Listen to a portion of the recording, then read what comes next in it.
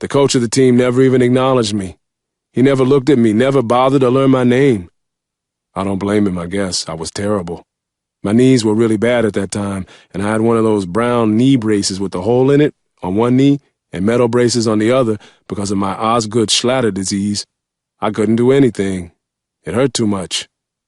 Here's the other problem. I was lazy.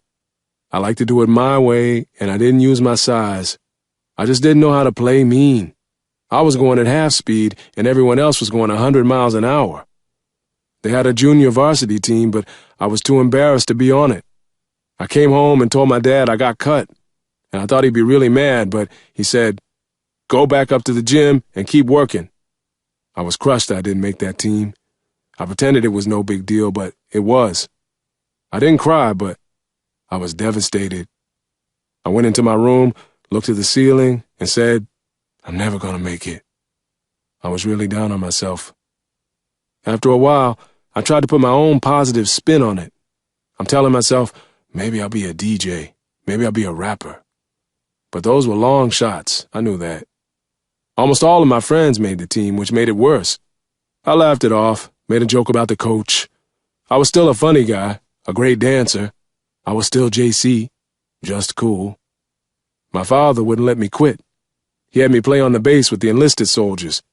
He threw me in there with these military guys who were grown men. They banged me and knocked me down and messed me up. If nothing else, I was going to be tough. I wrote to Coach Brown to tell him about getting cut. He sent me back a nice letter about how I should keep trying, keep working. Shortly afterwards, this guy named Ford McMurtry, who was the assistant coach of the high school team, quit that job and started a team on the base. He said to me, "Come play for us." Ford was nice to me. He raised my confidence level. He worked on my conditioning and my footwork. When I got discouraged with my clumsiness, he was patient. "Try it again, Shaquille," he said, without ever raising his voice. We got lucky because my friend Mitch Riles didn't play on the high school team either because of bad grades, so the two of us were together again, Magic and Larry. My sophomore year, I didn't even bother to try out for the high school team. By then, Coach McMurtry had put together such a good team, we could have beaten Dwayne Clark and those other guys. He was determined to make me a player. I got some help from another guy who worked on the base. His name was Pete Popovich.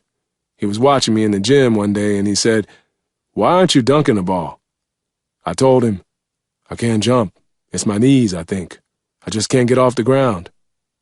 Later on, when I went upstairs to lift some weights, Pete said to me, "I can help you with your vertical leap." He showed me how to do calf raises and told me to do them every day. I did those damn things until my legs felt like they were going to fall off. From the end of my freshman year to the end of my sophomore year in high school, my vertical leap went from 18 inches to 42 inches. In 1987, my father was transferred again, so we moved back to the United States. I was 15 years old and halfway through my sophomore season in high school with Coach McMurtry, and I just hated to leave. I thought I was finally getting somewhere with the basketball. We stayed in New Jersey for a few weeks visiting family before we reported to our new base, Fort Sam Houston in San Antonio, Texas. My Uncle Mike Paris came by. He hadn't seen me for a couple of years.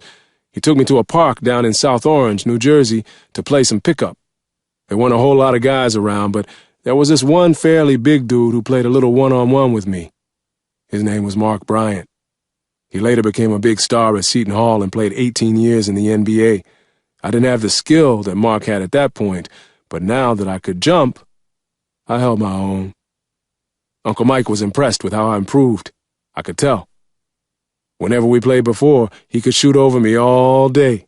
But now, all of a sudden, when he pulled up for that jumper, I could actually contest it. My wingspan was always pretty impressive, but I never used that to my advantage. I was discovering how to block shots. I figured, if I'm not scoring much, then nobody is going to score on me. We were leaving the park that afternoon, and my Uncle Mike put his arm around me. "Something has happened, Shaquille," he said. He was right. Something had happened.